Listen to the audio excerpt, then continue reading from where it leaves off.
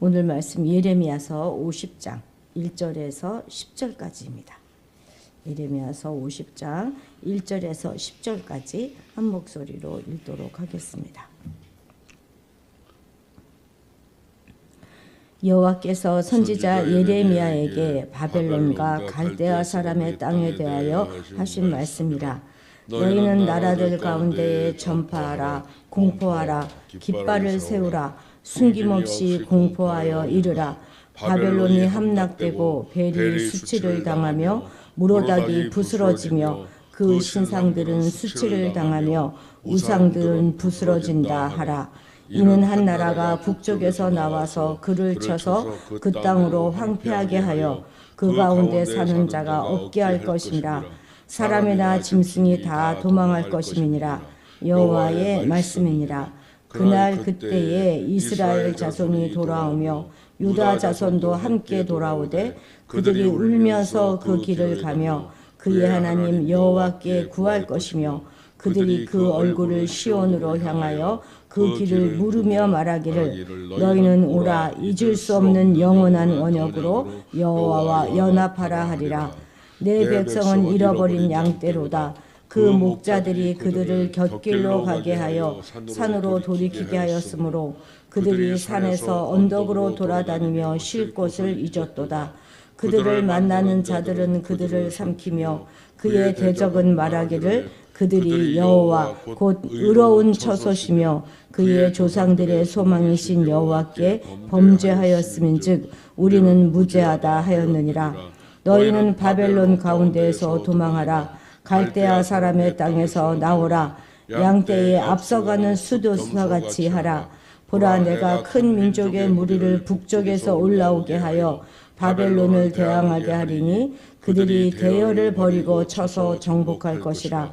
그들의 화살은 노련한 용사의 화살 같아서 허공을 치지 아니하리라. 갈대아가 약탈을 당할 것이라. 그를 약탈하는 자마다 만족하리라.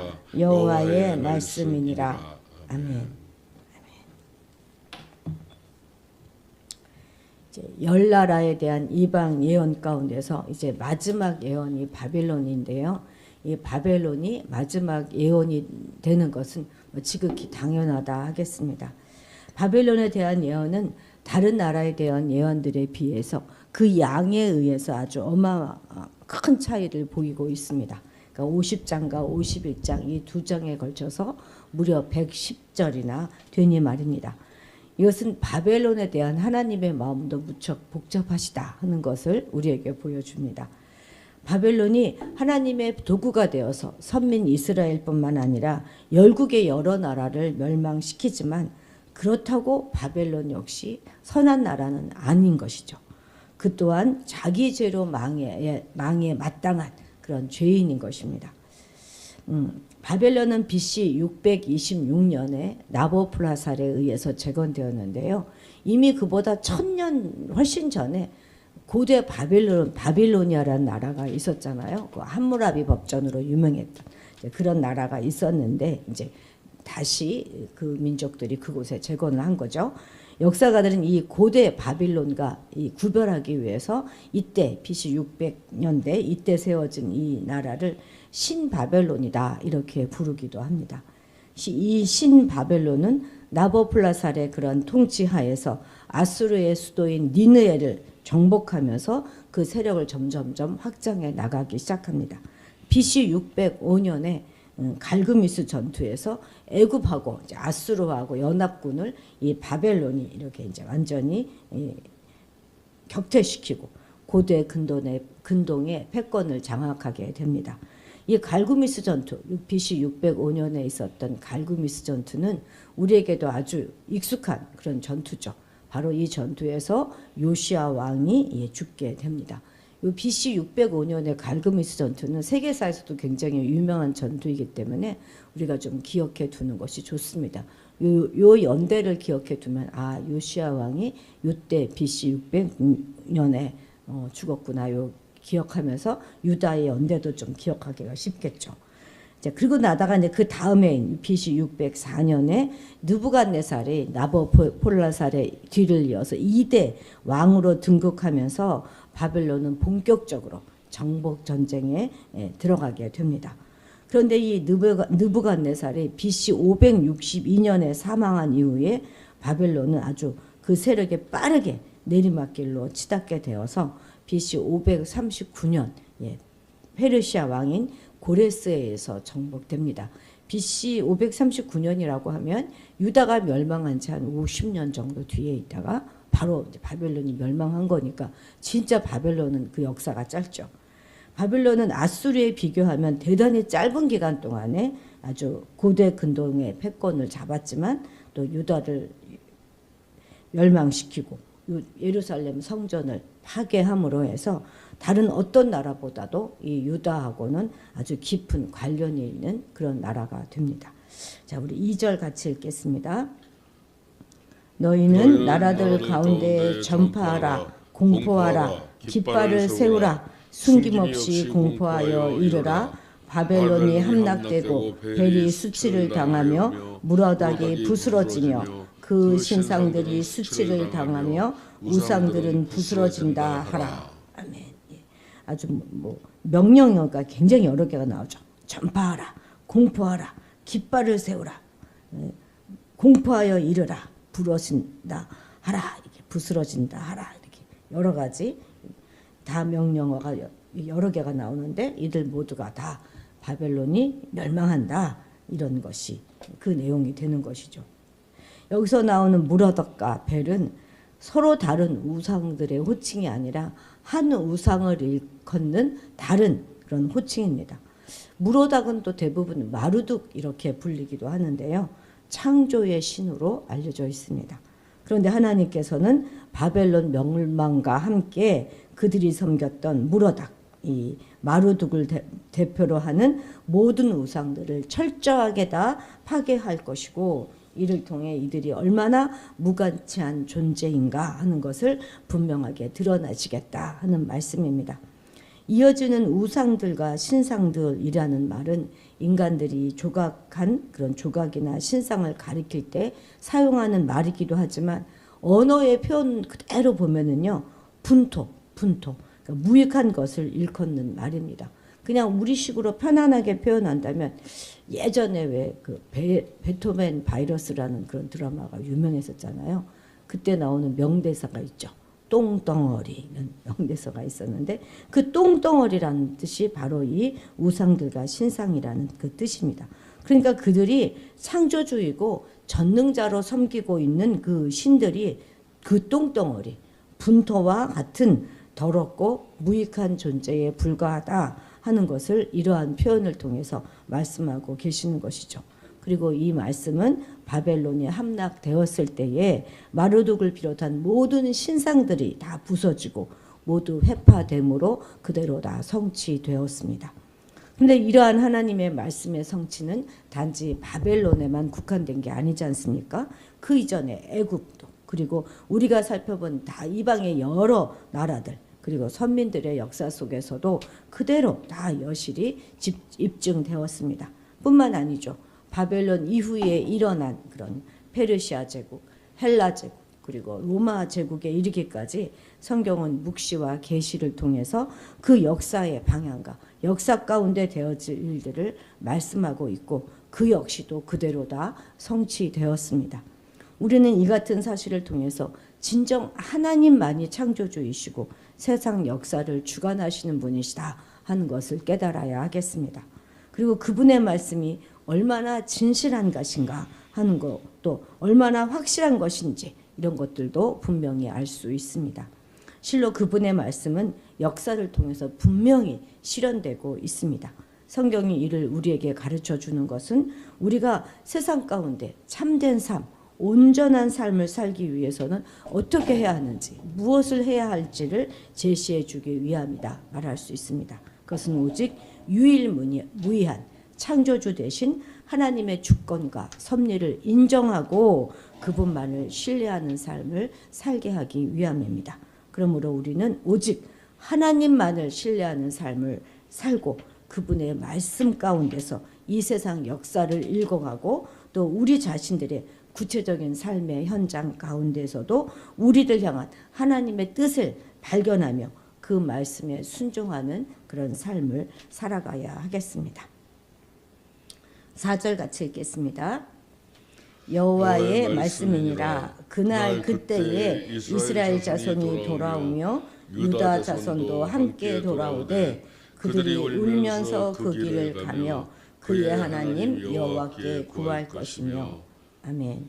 정말로 이때 돌아오는 이 선민들은 막 눈물을 막 감격의 눈물을 엄청 흘렸을 것입니다. 그런데 여기서 이 말씀 가운데서 중요한 것은 그들이 돌아오되 이스라엘 자손과 유다 자손이 함께 돌아올 것이다. 이렇게 말씀하고 있는 것입니다. 그러니까 이 말은 비록 선민의 나라가 각각 멸망한 시점도 다르고 끌려가 정착한 곳도 다르지만 회복은 동시에 온전히 이루어질 것이다 하는 사실을 말씀해주고 있는 것입니다. 그런데 이 의미 외에도 아주 중요한 의미가 이 함께 돌아온다 하는 말 가운데는 내포되어져 있습니다. 그것은 바로 선민들의 화해와 회복에 관한 일입니다. 사실 이스라엘은 솔로몬 이후에 북이스라엘과 남유다로 분열되어서 줄곧 대립과 반목, 싸움을 계속하여 왔습니다. 물론 남과 북이 일시적으로 정략적인 것을 위해서 연합한 때도 물론 있었지만 그들은 대부분 그냥 대립과 반목에 그친 적이 거의 없었습니다. 그들은 한 형제이면서도 서로를 원수처럼 여겼던 거예요. 그랬던 그들이 함께, 그러니까 하나가 되어 돌아오게 되는 것입니다. 이런 일들이 어떻게 가능케 되었을까요?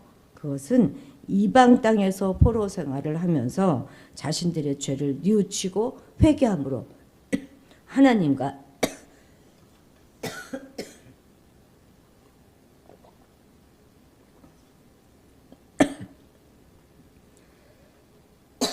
하나님과 화해한 결과입니다.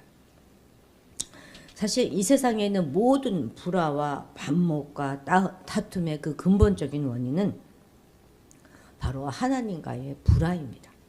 말하자면 죄를 범하여서 하나님과 관계가 깨뜨려진 이후부터 인간들의 반목과 불화는 시작되게 된 것입니다. 인간들 사이의 반목과 불화와 다툼의 모든 원인은 하나님과의 관계가 정상적이지 않은 데 있다 말할 수 있는 것이죠. 이는 달리 말하면 인간들 사이의 모든 진정한 그 화해와 화목은 오직 하나님과의 회복을 통해서만 이루어질 수 있다 하는 말이 되는 것이죠. 그렇습니다. 하나님과의 관계 회복 없이 인간들 사이에서의 진정한 화해와 화목은 이루어질 수가 없습니다. 우리가 알다시피 유대인과 이방인은요, 본래 하나로 연합될 수가 없는 그런 사람들이었어요. 그러나 서로 만날 수 없었을 것만 같았던 그들이 그리스도를 통하여서 하나님과의 관계를 회복한 이후에 유대인과 이방인들 간에 장벽이 없는 하나의 온전한 공동체요 하나님의 성전으로 이루어져 갈 수 있었던 것이죠. 이 땅에 평화와 화목을 싫어하는 사람이 누가 있겠습니까? 다 평화하기 원하죠. 그럼에도 불구하고 이 땅에는 단 하루도 다툼이나 전쟁이 없었던 날이 없습니다. 이는 우리 인간들의 힘으로는 진정한 화해와 화목은 이룰 수 없다 하는 것을 보여줍니다. 진정한 화해와 화목은 인간들이 하나님과 화해하고 화목함으로 해서 비로소 찾아오게 되는 것이죠. 이런 점에서 우리 성도들의 역할은 참으로 중요하다 하겠습니다.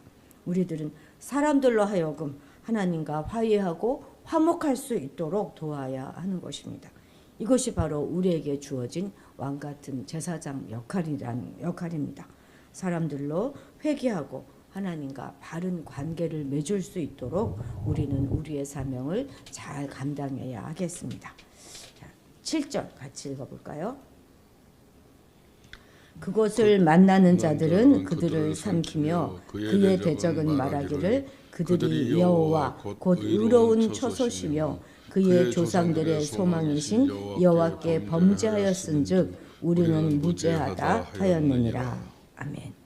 그들을 만나는 자들이 그들을 삼키며 라고 말씀하고 있지요. 그러니까 이는 선민 이스라엘이 하나님을 떠난 결과를 말하고 있는 것입니다. 하나님을 떠난 이스라엘은 하나님의 보호하심을 받지 못함으로 말미암아 아람, 아수르, 애굽, 바벨론 같은 그런 아주 맹수의 공격을 받았습니다. 그래서 북이스라엘은 아수르에 삼켜서 멸망하게 되고 남유다 역시 바벨론에 삼킴을 당하고 말았던 것이죠. 스스로 양이라는 사실조차 깨닫지 못하고 자신들이 맹수인 양 착각을 하고 하나님을 떠나서도 스스로 자신을 지킬 수 있다 이렇게 생각을 하였던 것입니다. 그리고 하나님을 떠나는 것이 자신들의 자유로운 삶을 위해서도 좋다 이렇게 생각했어요. 그들은 하나님 없는 자유를 마음껏 향유하였습니다. 그러나 그들의 그런 하나님이 없는 자유는 그리 오래가지 못했습니다. 왜냐하면 그들은 맹수가 아니라 그저 양일 뿐이었기 때문이죠. 하나님의 보호의 울타리를 벗어난 그 이스라엘은 이방 강대국이 삼키기에 너무나 좋은 먹잇감에 불과하였습니다. 이스라엘이 하나님의 양떼였던 것처럼 우리 성도들 역시 하나님의 양떼입니다. 그래서 우리는 하나님의 보호의 그 울타리 안에 머물러 있을 때 안전할 수 있습니다. 만일 우리가 하나님 없는 자유를 누리고자 하여서 하나님의 보호의 울타리를 뛰쳐 나가버린다면 우리는 절대 안전하지 못합니다. 만일 우리가 가진 소유나 재능이라든지 아니면 우리가 이룬 우리의 어떤 지위를 가지고 하나님을 의지하지 않는다면 우리는 악한 원수에게 삼킴을 당하기 좋은 아주 좋은 먹잇감에 지나지 않을 것입니다. 우리가 하나님 없이 스스로를 지키려고 하고 하나님 없는 자유를 누리려고 하면 우리는 백이면 백, 양이 이리의 밥이 되고 또 맹수의 사자의 좋은 노량물이 되듯이 비참한 상황에 직면하고 말 것입니다. 그렇기 때문에 우리는 한시도 우리가 어떤 존재인지 맹수가 아니라 양이다 하는 사실을 잊지 말아야 하는 것이죠. 우리는 정말 유약하게 짝이 없는 양에 불과하고 하나님으로 인하여 하나님의 보호와 돌보심, 인도하심으로만 살아갈 수 있는 그런 존재라는 사실을 결코 잊어서는 안 되겠습니다. 그래서 항상 하나님의 그 울타리 안에 머물러 있는 것은 물론이고 하나님을 향한 절대 신앙을 끝까지 잘 견지해 나가야 하겠습니다. 우리가 의지하는 울타리이시며 목자 되시는 하나님은 이 위태한 세상 가운데서 우리를 온전히 보호해 주시고 안위해 주실 것입니다. 오늘 하루도 그 하나님의 보호하신 가운데 안전히 거하시는 한날이 되시기를 축복합니다. 기도하시겠습니다. 하나님 아버지, 오직 하나님만이 창조주이시며 역사의 주관자이심을 고백합니다. 이 믿음을 잃지 않게 하실 뿐만 아니라 우리의 다음 세대들도 이 믿음 가운데 살아가게 도와주시옵소서. 세상은 진화론이라고 하는 거짓 진리로 저들을 미혹시키려 할지라도 부모된 우리가 바른 신앙으로 살아가면서 참 진리로 우리 자녀들을 잘 인도할 수 있도록 도와주옵소서. 그 하나님을 신뢰하고 의지하며 살아갈 수 있게 도와주옵소서.